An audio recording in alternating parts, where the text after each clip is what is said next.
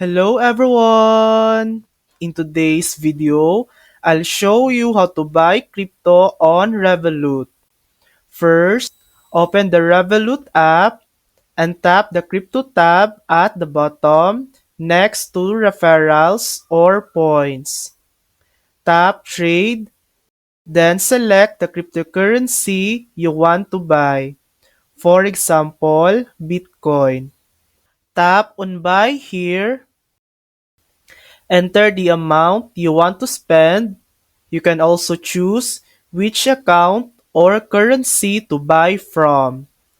Tap Review Order to see the purchase details, including fees and the amount of crypto you'll get.